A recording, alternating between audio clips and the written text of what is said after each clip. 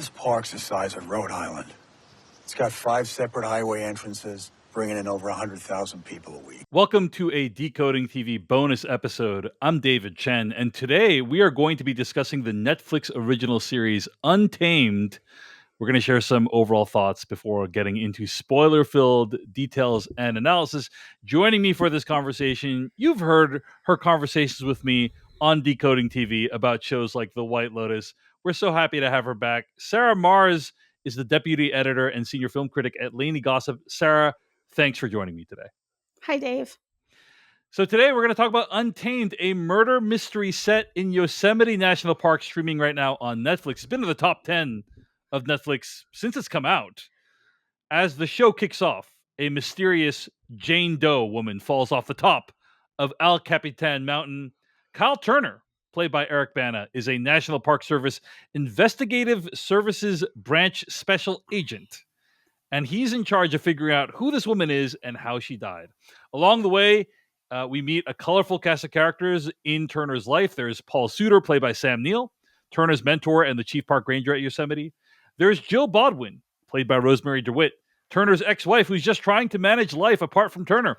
There's also Jay Stewart, an indigenous friend of Turner's, who helps him understand some of the symbolism and imagery that Turner finds relating to the murder.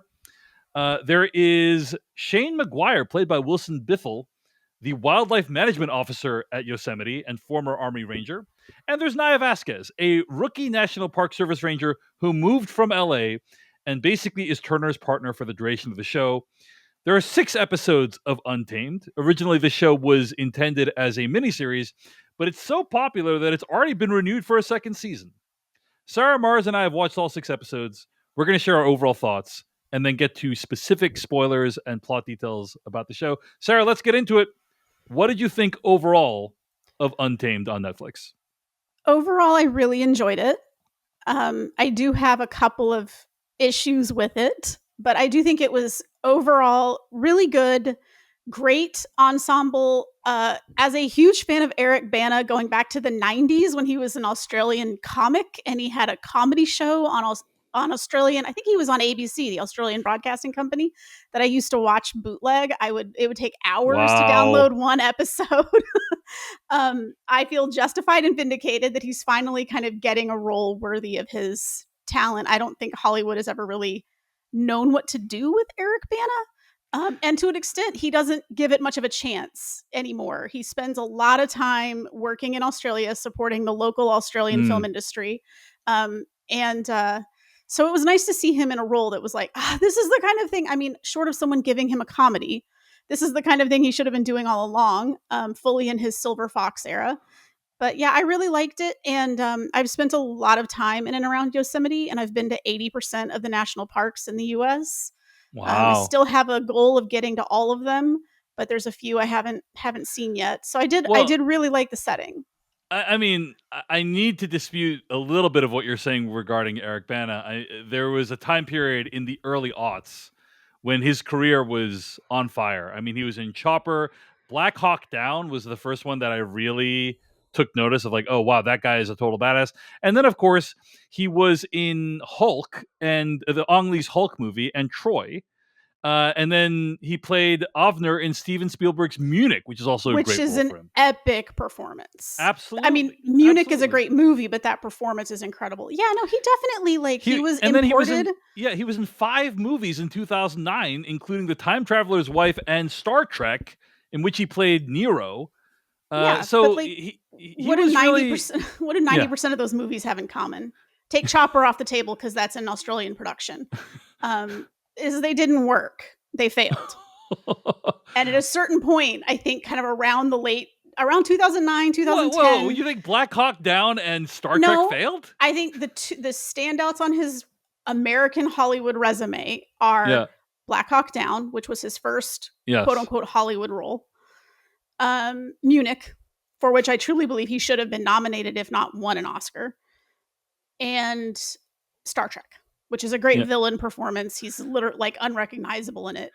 But I think he also looked around right about that time and saw Chris Hemsworth, who's, 20 years younger, coming up behind him and going, okay, so I'm sandwiched in between Russell Crowe and this guy.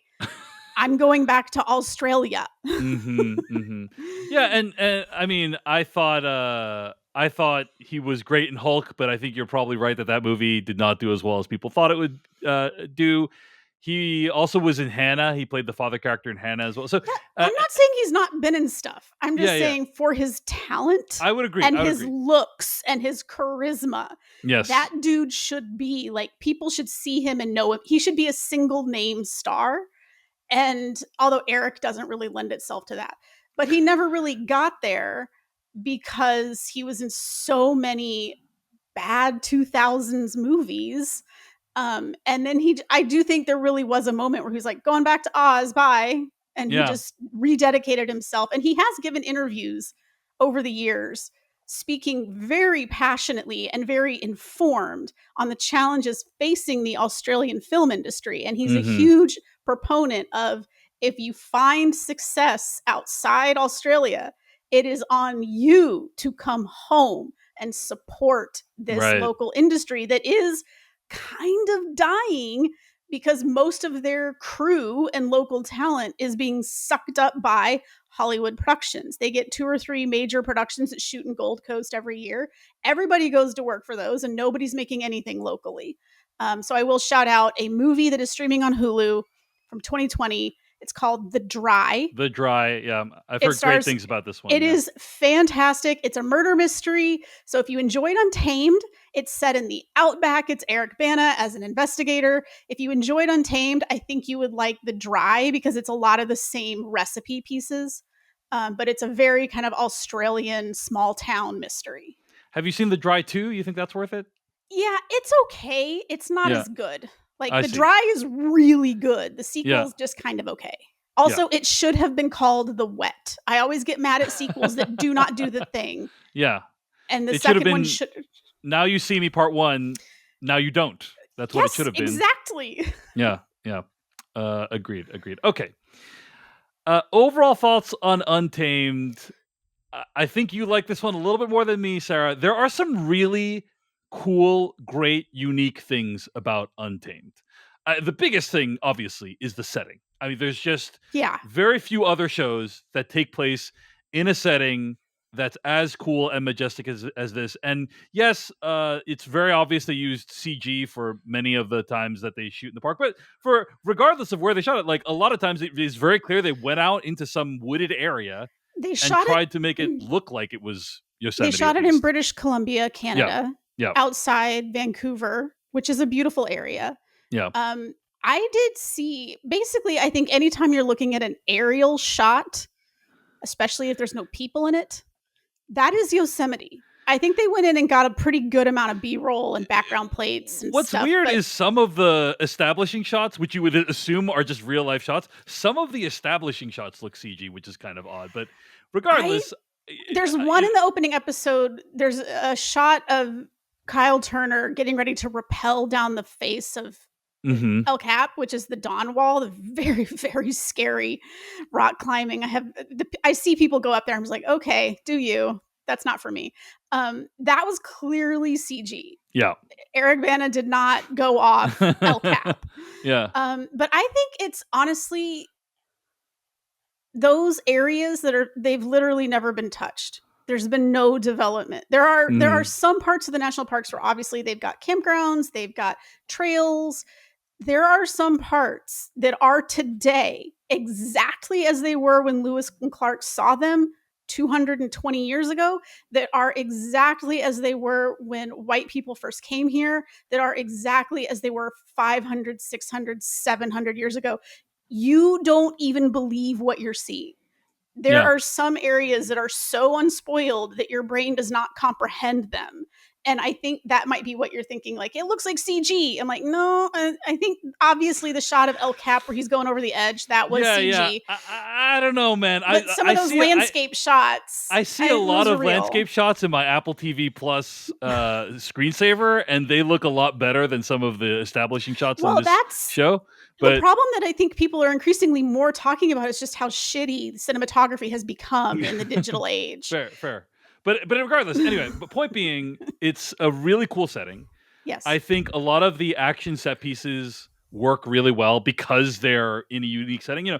90 to 95% of the time, if there's an action scene in a police procedural, it's in an urban environment, right? It's in an urban or suburban environment. It's rarely out in nature. And so you really get a sense of how vast this is and kind of how lawless a lot of it is. They say it's Yosemite's 1,000,000 acres. I think it's closer to like 750,000 acres, it's right? 750, 800,000. Yeah. Of which only a small fraction is visited by the public each year, right? So like the vast majority of it, as you've said, is untouched, uncolonized. And there is something that the show does that really instills in you an appreciation of that because I'll admit, when I think of Yosemite, I'm like, oh, it's just a park and everyone knows every square inch of that place and it's all well monitored. And it's like, that is not the case at all. There's like miniature societies taking place there that like police basically can't touch, I love that they picked Yosemite as the first one because now they are going to do a second season. And I'm like, ooh, what park are they going to pick? Are they going to go to Everglades? Because that's a living nightmare. But Yosemite in particular, around the park is I would describe as fuck off, leave me alone. Mm-hmm. It's like all these little towns. Mm-hmm. Nobody wants to talk to anybody. They hate tourists. There's people go up there. I kind of think the people who go up around Yosemite are the people who are maybe they're just not in it for the cold. They would go to Alaska. It's just too damn cold. It's people go there to get lost. They go there not to be bothered. And so I love that they incorporated that element into the show and how difficult it is to investigate anything when nobody wants to talk to you. And there isn't a sense of communal goodwill. There isn't a sense of like, oh no, this pretty girl is missing. Let's find her. And they're like, yeah, literally 2 or 3 times a year that happens here. Who cares? Like, right. They just don't want to be bothered. And I like that they incorporated that. I thought the first episode did a brilliant job establishing the unique challenge of solving a crime in this setting, which is it even a crime? Legitimately, you have to figure out, was this an accident? Did she jump? Was she chased by an animal? These are legitimate. Chased by an animal is a legitimate option on the table until they get to do an autopsy and discover she was shot. But it's like they do such a good job, and it's like the storm is rolling in and there's bloody hand and footprints, but the rain is washing it away even as he's finding them. He's losing evidence to the wilderness. It's like the unique challenges, and they do kind of establish Kyle Turner's very much in the mold of like the quirky detective, except his quirk is that he's just like super mean and doesn't talk to anybody. But they do establish like he's a good investigator, but even he is challenged by this environment, struggles to put together evidence when it's being literally rinsed away, buried, eaten, whatever by the wilderness. I thought it was really, that first episode set up so much that I'm like, yeah, this is not, at least in part, this is not going to be solved because it's virtually impossible under these circumstances for one guy. And the investigative services branch, that is often the case. It is often one investigator covering hundreds of thousands, if not over 1 million acres. So it is very difficult. Yeah. And, just to add to that, first of all, it's roughly the size of Rhode Island, apparently, right? So just to give you some sense, Yosemite's roughly the size. And you got like one dude trying to cover that whole area. I loved some aspects of the first episode, like specifically when Jane Doe, who we later learn is a woman named Lucy Cook, takes a header over the head over the mountain. It's such a shocking moment and such an effective way of opening the show and kind of setting you in this place. And like it's an event and a situation that could only occur at a place like this, right? Like this couldn't happen in New York City or something, or if it did, it would be very different. So anyway, point being, I think Sarah and I both agree, like the setting is doing a lot for this show. Untamed. It's doing the most. It's doing the most. It is the raison d'etre for the show. It's like, if there's a reason to watch the show, it's because it has a cool setting. Having said all that, also, I think overall the performances are pretty good. Eric Bana is good. This show makes better use of Sam Neill than the last Jurassic World movie that he was in. and that Okay. is Super low bar. Super low bar. and that is very sad. But hey, Sam Neill is 77 years old, and he looks great in this show, and he can still deliver a great performance, and we'll talk about that momentarily. But I thought overall the performances were pretty solid. So those are some really strong things. So what I'm trying to say is, like, there's a fairly high floor of how bad the show can be just based on those things, and therefore it's a show that if you're looking for like a fairly engaging murder mystery, I would say you could do a lot worse than Untamed. Having said all that, I think a lot of the dialogue is outright bad in the show, I would say. And we find out, we spend a lot of time on these characters' backstories. The investigators, and like Eric Bana's character has a tragic backstory, and his partner, Naya Vasquez, has a very sad abusive relationship with her baby daddy, and like all these backstories of these people who it's all very tragic, and like I didn't particularly care about any of that. I didn't think any of them were particularly well done. The show takes great pains to remind us that Naya Vasquez is from LA. If you take a shot every time they mention that she's from LA, if I took a shot, I would literally be dead. I would literally be dead. You I would wouldn't get be here alcohol poisoning. Yeah, I would literally have been dead. I wouldn't be able to do this podcast with you. Like, and it's like, I don't know about you, but things are done differently here than LA. It's like, and you know what I wanted to say, Sarah Marrs? Really? Because yes, I imagine things are done differently, but you're really trying to tell me that somebody from LA hasn't seen shit that's as bad as what they see in this show, which in my opinion is fairly mild compared to some of the stuff that goes on in LA. I thought that the she's from LA stuff worked the best when it was a fish out of water. Like, the only way we're going to get where we're going is if by getting on a horse. And she's like, I don't know how to ride a horse. And they actually do make a point of saying, like, after her first day in the saddle, she's super, super sore and doesn't want to do it again. Right. Sure. Yeah. So that kind of stuff worked. But yeah, they definitely are like, oh, she's from LA and she's so, and I'm like, she's definitely we don't do things, you better get used to how we do things up here, because it's not like LA. Like, they say that so many times, and it's like, guys, like, you're really not that special, okay? Like, crimes are very similar in general wherever they are committed. I understand there's like this kind of lawless environment there that's kind of interesting, and I was particularly interested in, at one point they meet kind of this encampment of people that they just like set up camp and they just live in Yosemite, and there's really nothing you can do about it, because if you sweep it, they're just going to show up somewhere else. And so they just kind of like leave them, and there's this détente that they have between them. And that's kind of interesting. That's kind of, that there probably isn't something quite like that in LA. Well, except it's essentially unhoused people. It's a tent city that definitely exists in LA. I know, like, it's just but it's a different context. But it looks different. It looks slightly different, right? Yeah. But anyway, point being, I think you and I agree.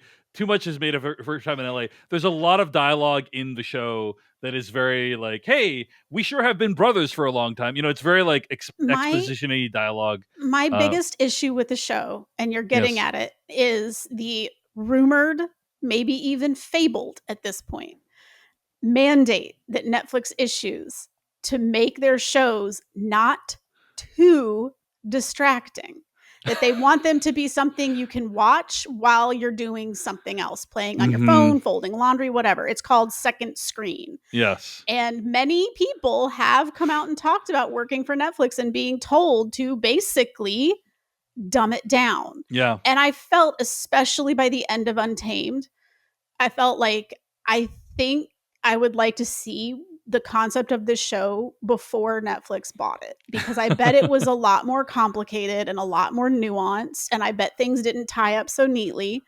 And it did feel the dialogue is simplistic and exposition heavy, which is that thing of like, if you've looked away for 10 minutes and you come back to it, don't worry, you haven't really missed anything, because nobody ever says anything of real import. I will also say on that note, the pacing, in my opinion, is quite slow. Not necessarily the pacing of the mystery, but literally I'm talking about just the pacing of the dialogue, like the cuts between people talking. I would never recommend people actually experience the show this way, Sarah Marrs, but I'm just going to say hypothetically, I think if you were to watch the show on 1.25 or 1.5 speed, it would feel like a normal pace show. Not that I ever did that. Not that I ever did that, nor would I ever recommend it. I'm just saying, if you were to accelerate, it would be like, oh, this is like a normal speed conversation. That's how slow the show felt, under normal conditions. Well, So it's interesting. After I watched Untamed, I went back and rewatched True Detective Night Country because there was a lot about Untamed that reminded me of Night Country. yeah. And boy, you can't look away from True Detective Night Country. You can't drop the ball. You have to pay attention. Everything matters.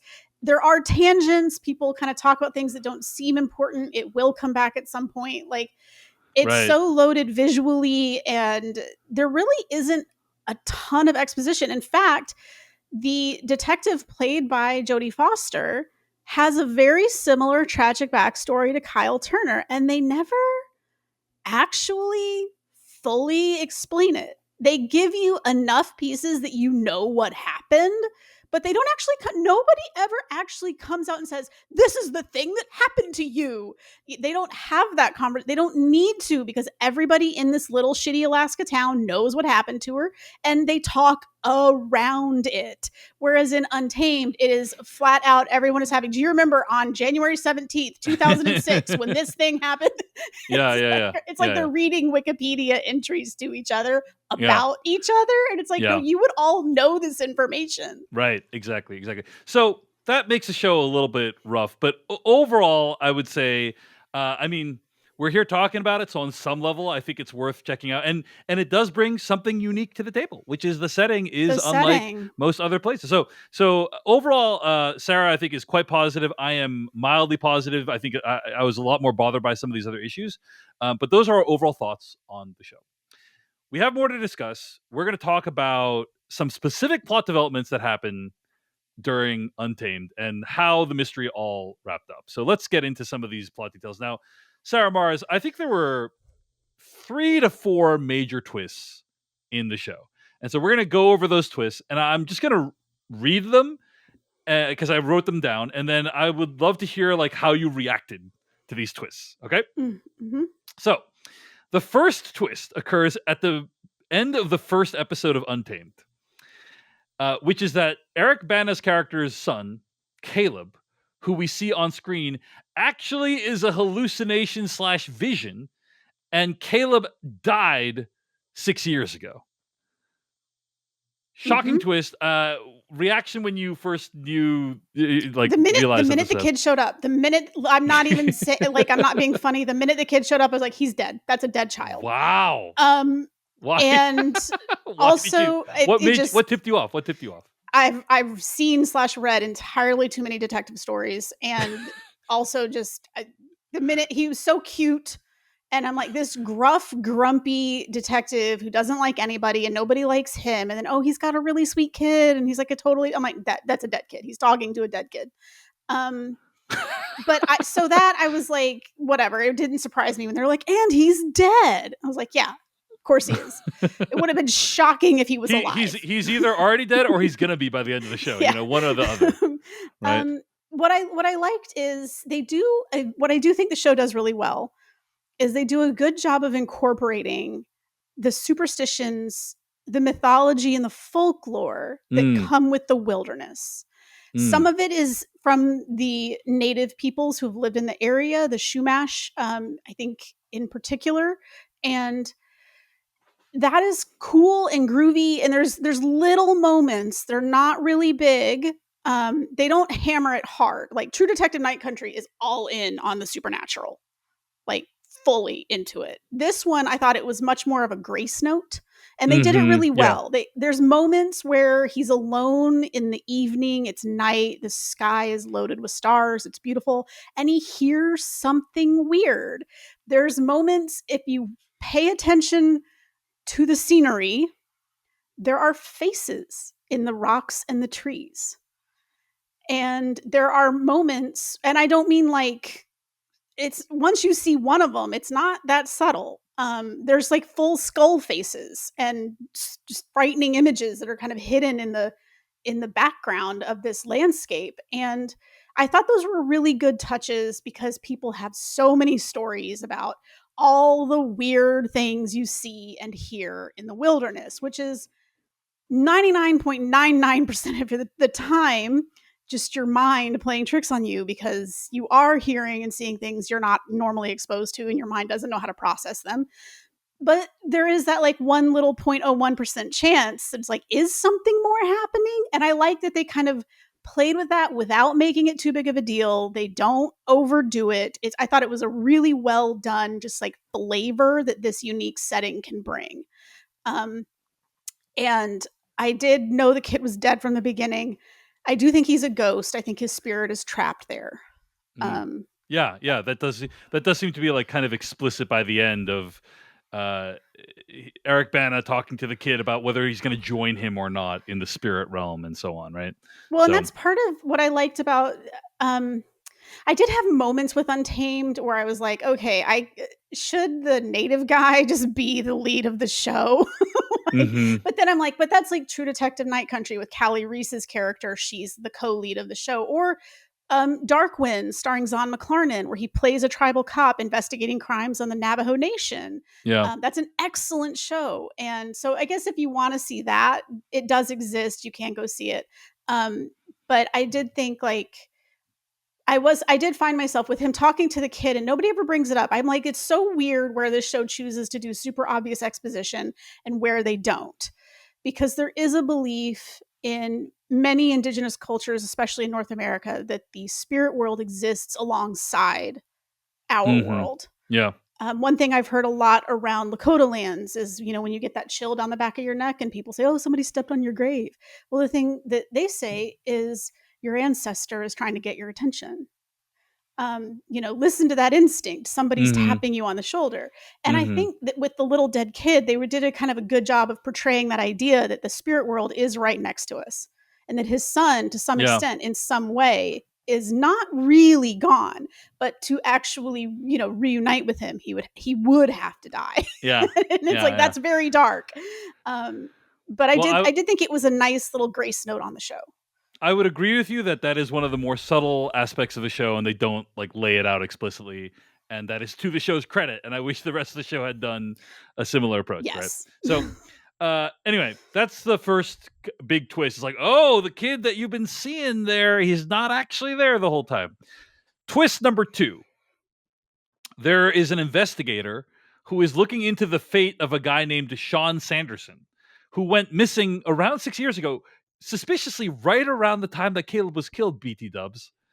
The whole show, I think we're just assuming that Turner, or that Sean Sanderson hurt Caleb or killed Caleb, and that Turner then murdered Sean Sanderson. But in the final episode of the show, we learn that it's actually Turner's wife, Jill, who hired local wildlife management and gun-toting guy McGuire to blackmail and then kill Sanderson. Kind of a twist, kind of a shocking twist. Like, oh, Rosemary DeWitt's character did it. Sarah Marrs, any reaction to that twist? Hated it. Least favorite plot point. Oh wow! We haven't even gotten to the third twist yet. I hated that twist. I just didn't like it. I think the main problem I have with Untamed is that second screen feel of like you can kind of not pay attention to it. It is overstating simple information. My secondary issue is everything tied up. Everything is literally related. And man, wilderness crime is an expansive wing in the true crime library. There are so many things that happen in these places, and Yosemite isn't number 1 for deaths and disappearances. I think that might be Great Smoky Mountain National Park. Oh, wow. But it is like 3 or 4. It's in the top 5 for sure. It has one of the most famous missing person cases in North America, the disappearance of Stacey Arris. Like, why do you have to explain it? It doesn't need an explanation, because in this place, people just disappear. You take one wrong step. I don't care how experienced you are. I don't care how much you've spent time in the backcountry. You take one wrong step and it is over and nobody ever finds you. In fact, when his little boy was first introduced, I thought he was an analog for Dennis Martin, who disappeared from Great Smoky Mountain back in the 60s, probably the most famous missing person case in the national park system. People still look for that kid. Definitely a lot of people think that he was kidnapped and trafficked or something bad happened to him along those lines. The reality is Dennis Martin took one step off the trail. He was playing hide and seek. He ran ahead. They lost sight of him for just a few minutes, and that is all it takes. And they actually say that the son in the show, I think his name's Caleb. Yes. He was with a group of kids. He ran ahead on the trail and then he vanished. And I thought like, oh, wow, they're kind of doing the Dennis Martin. It's a Dennis Martin thing of like, he just vanished. And that's what happens even to kids who grow up in this country and supposedly are raised knowing, what to do. They can vanish too. And then they're like, but actually this guy who also disappeared took him and did something bad to him and killed him. And then his dad found his body and then his mom had the guy killed. And I'm like, no, why does this all need to tie up? This can be ambiguous. You don't actually need answers to everything, especially in this setting. I do think that also points out another issue with the show, which is that it's always a balance for these shows. We just reviewed Department Q not too long ago. The balance of things you show on screen versus referred to as happening off screen. And I think the balance is not quite right. There's a little too much stuff that happened off screen in this show, I think. There's like no flashbacks or anything like that to help you understand what's happening. But I would point to True Detective Night Country, which Jodie Foster's character has a dead child of a similar age to Caleb. And you do get a little... There are flashbacks. There are flashbacks. Right. I think if you put it together, it's maybe 90 seconds.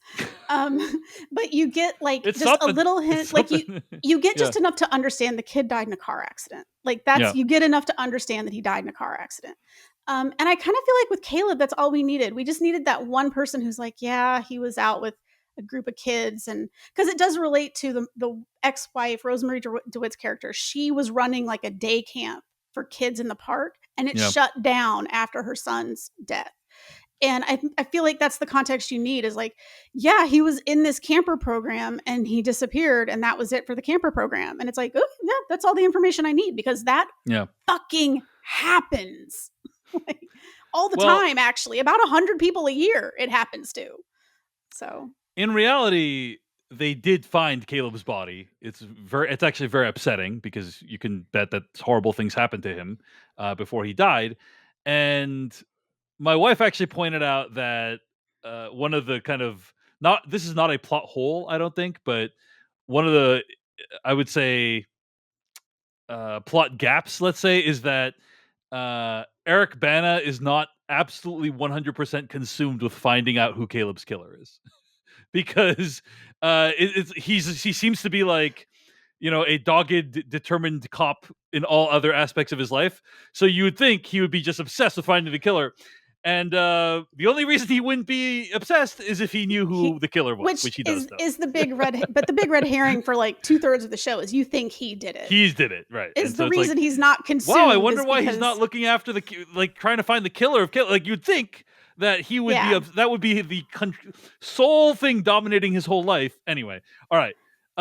Mini twist before we get to the final twist, right? Which is we learn that the Jane Doe, whose name is Lucy Cook, has been part of a drug running operation that's operating out of one of the mines in Yosemite National Park, and that she's taken a romantic partner who's called Terces. Thus named because it's secret spelled backwards. That's so stupid. That's the kind of plot identifier. This is the flavor of show you're dealing with, is that she's dating someone named Terces because it's secret backwards. All right, so and it turns out we find out in the second to last episode of the show, Terces is actually McGuire, who is the wildlife management guy. And so therefore kind of like mixed up with all this drug running stuff. Now, the thing that's interesting, as you and I were discussing before the podcast, Sarah Marrs, is that as far as we know, other than murdering Deshawn Sanderson off screen 6 years ago, which is presented as no great loss. Right. It seems like McGuire didn't really do anything that wrong in the case of Lucy. Like he didn't do anything that directly led to her death, as far as we know, he didn't have anything to do with her death. Yeah. So But Yeah. Eric Bana was right to be suspicious. And so Yes. Eric Bana's character Turner goes to McGuire's camp and starts rooting around shit. And then McGuire gets really pissed about that and shoots Eric Bana. And then a chase ensues, and then McGuire is shot because Vasquez somehow happens upon them while he's about to kill Eric Bana's character Turner. And the reason why he was that incensed in the first place, I think, is because we learned during the final episode of the show that they had an arrangement that they would basically leave each other alone. And in McGuire's estimation, Bana broke this arrangement by kind of invading his camp. And so that's kind of why he is about to kill Eric Bana at the end. Yeah. This is another thing I think this show does well is the human ecosystem of the park. And like there's this really fun in a show like this, everybody would usually hang out at like the shitty local dive bar, but in this show the bar they hang out at is in like the 5-star tourist resort. Yeah. It's like I've spent a lot of time around Yosemite. There's no shortage of shitty local dive bars, but I did think it was a fun touch that again the setting lends itself to, that they hang out at the local bar that they hang out at is in the fancy resort. But I did like that they kind of presented it as essentially like they're the two sort of dominant species of the human ecosystem. And they have to stay out of each other's way or they'll tear each other apart. And the closer Kyle's investigation brings him to McGuire, like the worse things start getting very quickly. So they needed that balance. And the minute it is upset, everything goes to shit. I have seen some people say that like, well, McGuire kind of got killed for nothing. No, he fully shot Kyle and he was going to kill him. Also, he killed Kyle's horse. And I don't know if it's what's going on, but like, I know it worked for John Wick, but I really just need shows and movies to stop it with the animal crimes for a minute. Like, can we just leave the animals alone for a minute? They don't all need to die to prove that someone's an unredeemable shitheel.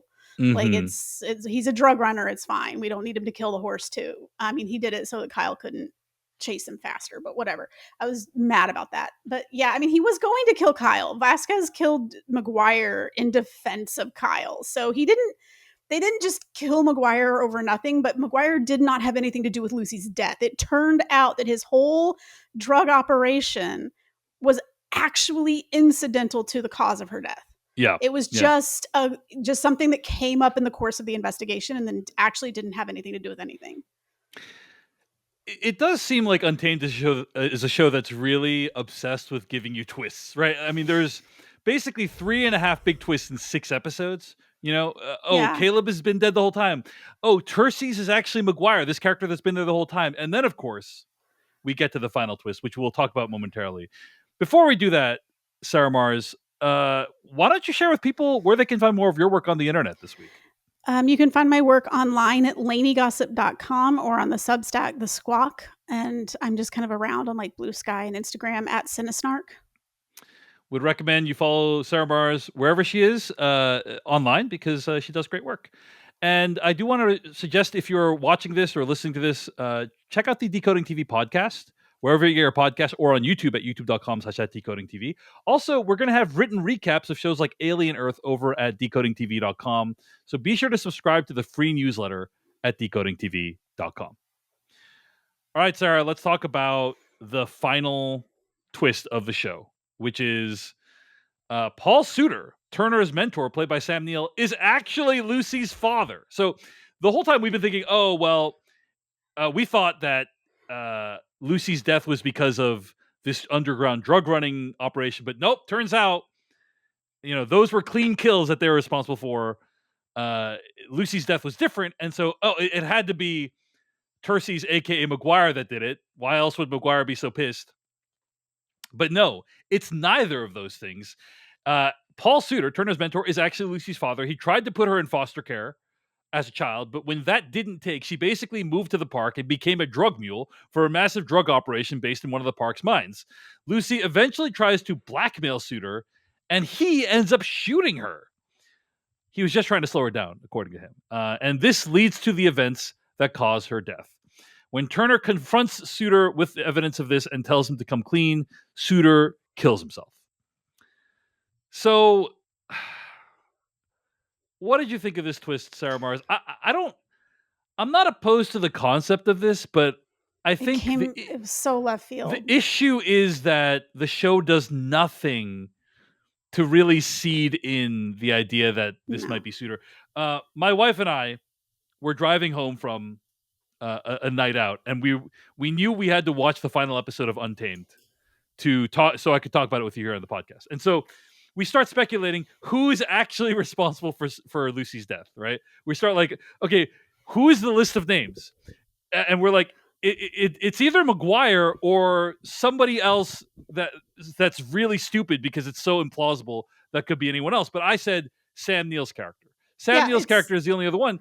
But the issue is the show does nothing to even hint that Sam Neill's character is capable of this. I would argue Milch, the disgruntled park employee, is like they've done more to set up that he might be the killer than Sam Neill's character. But yeah, what do you think about Sam Neill's character Sudtor being Lucy's father and killer?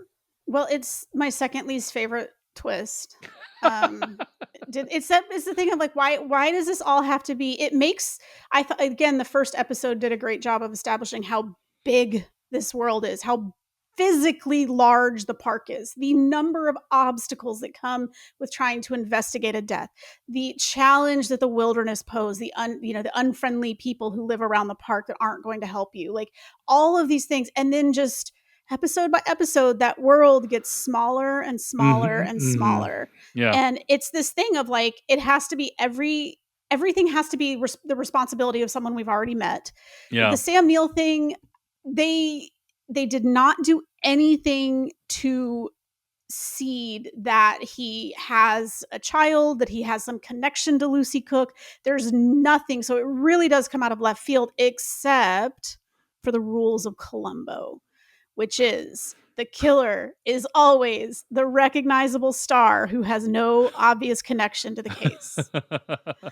Well, he does. There is this hinting of like, oh, his daughter has drug issues, right? That is hinted at earlier in the show. It wasn't clear to me if that was the same character as Lucy or if it was another. I think that's like another daughter. Like he and his wife have a child that everyone knows about, and she has drug issues. Yeah. So who we never meet in the show, as far as I can tell. Right? So very, very strange decision to do it that way.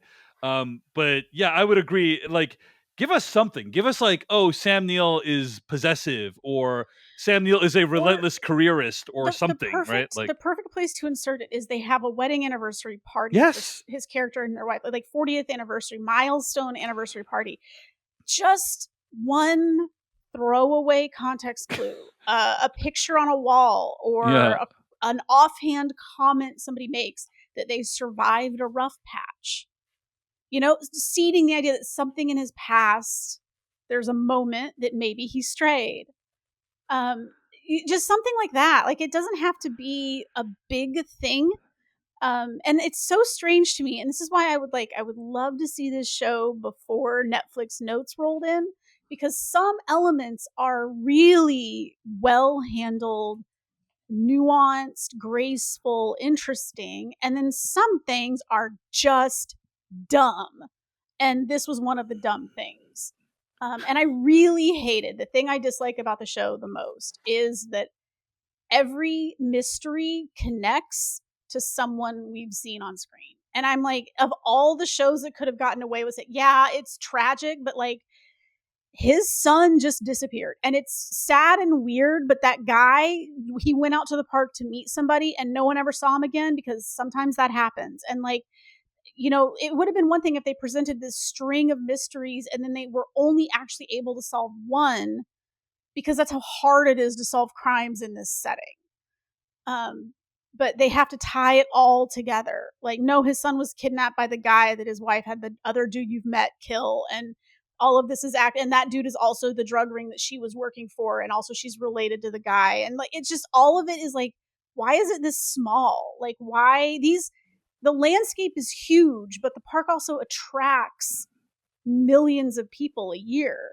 So it's like, it should be a collision course of like all these unrelated things just happening at once. The Deshawn Sanderson disappearance drove me especially crazy, because it's just like, I don't like, honestly, I'm sorry to say, but like 5 or 6 years down the line, the reality of anyone really trying that hard to find somebody who disappeared in the park, it's like, no. I don't know about that. I think if your family, if someone disappears, your family's probably going to want to keep pressing it, especially if, according to the show, after 5 years you can be declared dead. Yeah. But Well, the thing that really got my goat though was that they were like filing a wrongful death lawsuit against the park, which I actually don't think you can do. I think they're protected under the federal government. You can't sue the government for stuff like well, that. I do like how Eric Bana at the end says, "Hey, now that you mention it, I think I did a crappy job. So yeah, sue the park because he's going to be gone. He doesn't care." Yeah, And they've never obviously mind that the lawyers would never let him say that. right. Like, never right. mind that would never go on the record. But Yeah. I was just like, that whole time, the moment they introduced, like, oh, there's this investigator and the family hired her to look into it because they're going to file a wrongful death lawsuit. I'm like, I don't think you can sue the National Park Service for that. I think it's because you can't sue the federal government and it's under the federal government. And also, when you enter the park, there's giant signs that say, like, basically, you're taking your life into your Right. hands. Like, be careful, but that's what it is. So that whole plot point just kind of drove me nuts. But yeah, I just disliked how everything had to be related to something, and Yeah. it just made it feel small in a way. And I think if they had done a better job of setting up the Sudtor character as kind of like, there's something about him that isn't adding up, there's something weird here, like, what are these little inconsistencies? Oh, it's because he's covering that his daughter was this girl who disappeared, and nobody knew it, like, but there was nothing. Yeah, he was suspiciously against Eric Bana continuing to research the case or investigate the case. At the end, he's like, This case is open and shut. There's no reason you need to keep looking." That was. But you're right. I think they didn't really set up the character as having anything this dark in their past. I also think it's weird that just, again, so much of this takes place off screen. The idea is that Sam Neill shot Lucy and then she like ran away and then got attacked by coyotes and then like went over the edge, right? Well, Like, let's not do coyote slander. But I think they were wondering because of, like, as an explanation for the injuries on her body, but then it turned out that she was shot. So I don't know. I guess maybe a coyote could have attacked her. They don't usually. There's only one recorded coyote death, but and that's like in the whole country, not just that park. Actually, I think it happened in Canada. But yeah, she was running through the wilderness. He shot her and she was running, and then she like tripped and fell off El Cap, which the most incredible detail in the show is that there's never anyone at El Capitan. That there's only 2 people climbing its face. That there's nobody. I guarantee you, if you rocked up to El Cap and they had shut it down for an investigation, there would be dozens, if not hundreds, of pissed off climbers. Yeah. Just circling the area. like El Cap is never empty. So. All right. Well, a couple of other final little plot things to mention. We haven't even really talked about Vasquez's relationship with her abusive husband. I mean, okay. She needed we need a to reason. have that. Like, would the show have benefited? Would the show have lost anything if we didn't have any of that? Yeah, I don't know. Like, no, I mean, I guess they needed a reason for her to relocate, but I honestly just feel like they kind of said it right when they introduced her, of like, she's relocated, she has a young son. It's like, okay, we can make the intuitive leap that she left for a reason, but why doesn't really matter. And then he shows up and has, I mean, I guess it's a nice little. It is the one element of the show that doesn't play into any other element of the show, so it's kind of a nice little character beat for her that this is what she's dealing with, at home, I guess. But it's also like it. I think her character was perfectly fine established without bringing her ex-husband literally onto the screen. I wonder if there could have been any more meaningful development for the character that they could have done without that. Yeah. But one of the things I think the show did do well is The relationship between Turner and Vasquez, it's a solid one in terms of Yeah. on screen. Like they start out by having Turner be a complete asshole to her, and then by the end, he's leaving her his horse, and you really buy how that relationship has developed over the course of the show. So that's one Well, of the things I think it is was kind of solid. funny Yeah. that Milch was like in the beginning, he's like, "Oh, he doesn't like anybody. Good luck. He won't let you work with him." And then he like adopts Vasquez. And it's like, "No, Milch, he just doesn't like you." And Yeah. those are the kind of like good character beats that make the show feel rich and full, Hmm. make the world feel tangible. And then they just proceed to make everything feel really small by the end. Yeah, there's some like really random touches that the show has that are kind of like, wow, I don't know if this is brilliant or weird or both, but like for instance, having this guy come from the Foot Locker he was working at That was a to great touch. it's just No, like, those are the whoa, kind of details yeah, that are fun, and again, they make the world feel bigger right. and Like this is a tangible, real and this is a this real is world. a Yeah. person whose life exists beyond this moment on screen. Yeah. Yeah. But they do then spend a lot of time making it feel like nothing is actually happening outside the boundaries of Yes. the screen. Yes. And then at the very end, Eric Bana is driving out the park. He is at peace with having lived. I will say Eric Bana basically got two people killed during the course of this show. You know, like and debatably three. Like there's three people who would be just living their life, like two of which are fairly innocent. I don't You okay, know? so McGuire's running a drug ring and Yes. he has killed people and he Yes. tried to kill Turner. So I just don't feel super bad about the fate that befell him. Fair enough. Um There is that other kid, right? The kid who he pressures to give yes, drug but we information. actually do see Turner pressures a kid who works at an outfitter to get information about the drug ring because that's the lead he's pursuing, and he ends up dead. And but we actually see Turner grapple with that. We see that he has guilt and Yeah, that's that that's he good. blames himself for that he shouldn't have pushed that kid that hard. But then how does he feel about Sudor's death, Sarah? Like if Sudor's death Mm. happens and then it's just like the end of the show and it's like how is Eric Bana even going to explain that? Like what is I'm even, you know what I'm saying? Like I am a little bit like, what is this guy's moral compass? right, what how does the what is the aftermath of that? What is, you know, like it's weird that the show Yeah. doesn't even deal with that at all. Like what is the story that Eric, how does Eric Bana even feel Well, that he got that this guy killed himself? You know, like it genuinely felt like Sudor killing himself was the easy out, that if he and yes. I feel like Untamed, it's 6 episodes, and I know the pacing is a little wonky, but that's because 'cause they're shoving a lot of information in right at the end. Um, I feel like this could have been at least 2 episodes longer. Like, give some time for some stuff to breathe, spend a little more time with some of these characters. We definitely needed to see more from Sudor to have a sense that he was capable of shooting his own child. Like, he abandons that kid to a pretty horrible life. Yeah. And he never really seems to make any effort. Like, we needed to see more of him to give us a sense that that is in his character. You know, like Yeah.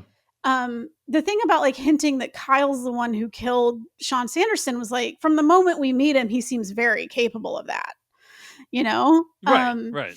So, but there's nothing in Sudor. And really, when you think about it, the life that Lucy led was pretty awful. And it's because her birth father was really never doing anything for her. He was always doing it for him to protect him and his reputation. And truly, until the big reveal, there's really nothing about him that suggests he's that kind of, that's a pretty political animal.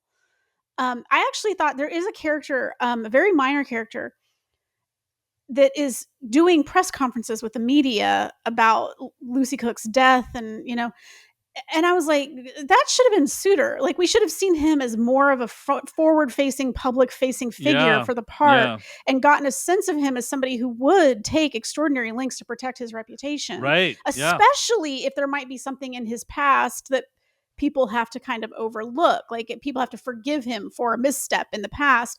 There's nothing And so I do feel like this could have been a couple episodes longer just to give that stuff time to breathe and build some of those characters out a little bit more. But killing him at the end really felt like this is over now. We're done. Yep. Goodbye. Super easy, barely an inconvenience. Like we don't need to deal with this. And Yeah. it's like the consequences of that would be the so paperwork significant. alone. Yeah, the paperwork, like Sudtor's wife and his reputation. It just how does Vasquez feel about the fact that like all these things? How does Milch feel about Sudtor's death? Anyway, Yeah, whatever. It should have been like a whole episode after of like Yes! just everyone going, "Can you believe?" Right. But yeah, it does go basically no consequences. Like I get Yeah, the people yeah. who were like, "Well, they killed McGuire," and there's no, and it's like, why did they? It's like, okay, he wasn't responsible for Lucy's death, but he did try to kill Kyle. Vasquez killed him to save Kyle. Like that was a you or him situation. But with Sudtor, it's very much like there's just no consequences to that. It's just over now. Like that was wild. Agreed. And at the end of the day, Eric Bana's character Turner leaves the park. He's leaving Yosemite behind, off to his next adventure. Now, we have heard that Netflix has renewed the show, and I don't believe this is a huge spoiler, but just FYI, if you don't want to know anything about the next season, you should tune out now. But essentially, what we understand, right, is that it's going to star Eric Bana as Turner again, presumably solving some other crime in some other national park. Yeah, right? when this ended, I did have a thought of like, okay, they did tie everything up. So if I never got another minute Right. of this, it would be fine. I don't have any lingering questions. I'm good with that. Yeah.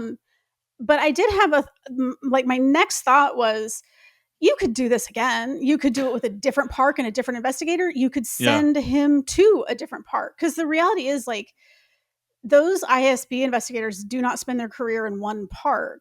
They travel a lot. And so like I could see like the following Kyle Turner to a different park. My big question is just which park?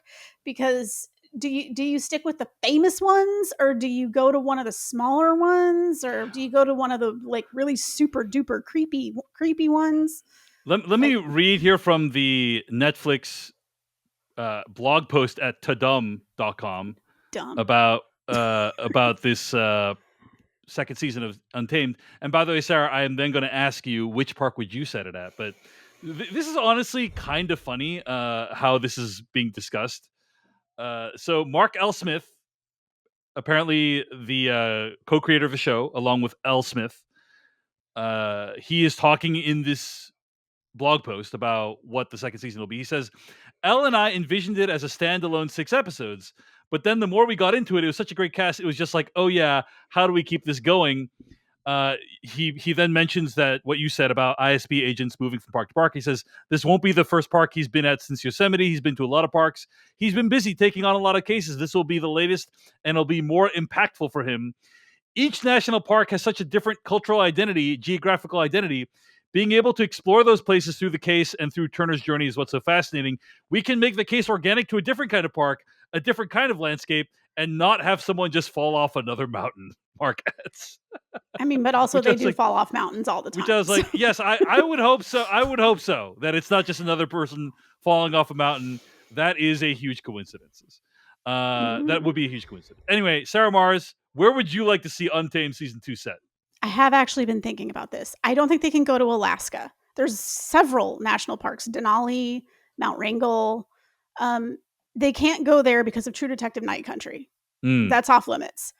Gosh, volcanoes in Hawaii is so stunning and alien. But it's also like super exposed. So I feel like it would just be really easy to solve a crime there because you just be like, look, look right there.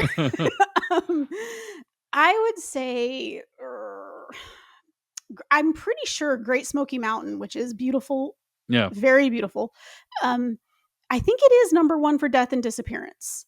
I'm pretty sure it's number 1. But it's just falling off mountains. It's just people falling off mountains left and right. Sorry, there's no Bigfoot, there's no portals, there's no conspiracy. People are falling off mountains left and right. I would say top 3, Everglades. It is a landscape unlike anything else.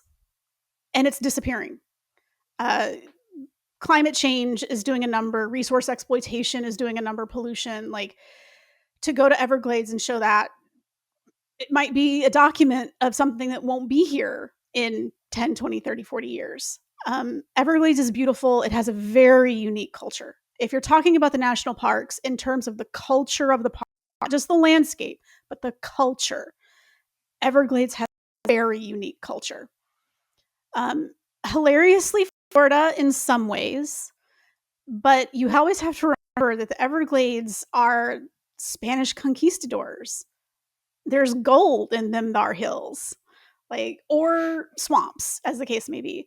But it's also the Seminole and the clash of colonization.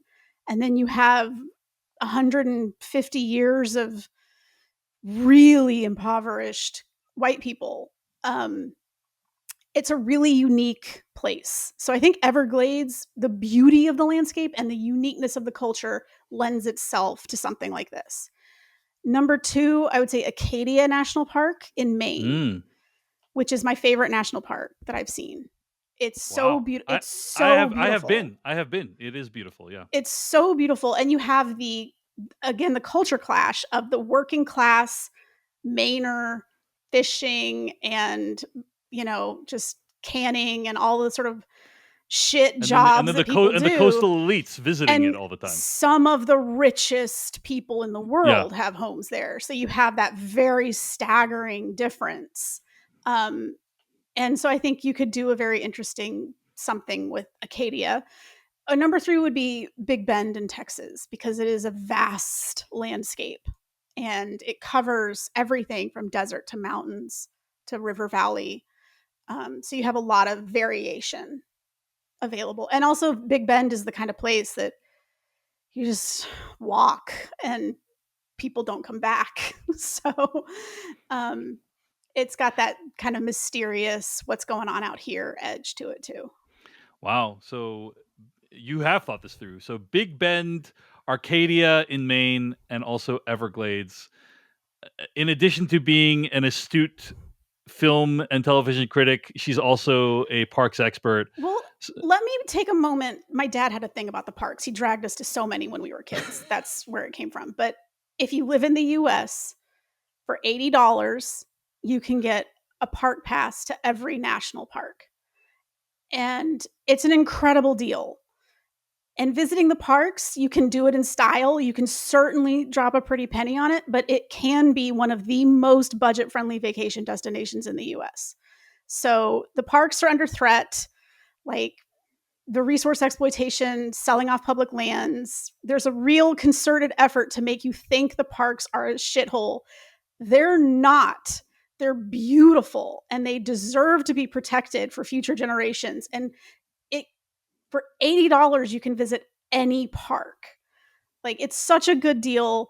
I highly encourage anybody who has the even remotest ability to do it, go to the nearest national park and see that landscape if you haven't. It's valuable. It's culturally valuable to us to be able to visit these places.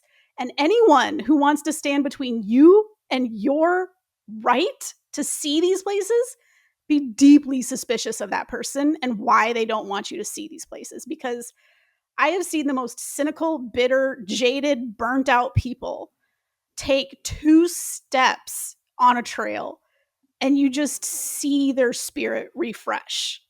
Like, it's good to go out in nature, walk a trail, see something beautiful, breathe fresh air. It's right there for the taking. And they're not shitholes. They're doing fine, actually. These landscapes have been fine forever.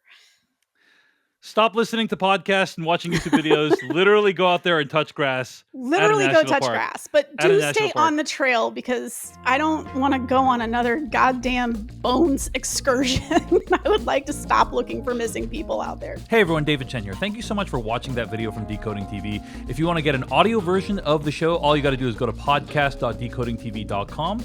And if you want to support what we do, get ad-free episodes of the podcast and also bonus episodes of the podcast, go to decodingtv.com and become a paid member. Of course, you can also like and subscribe for more. We appreciate it. Thanks. See you later.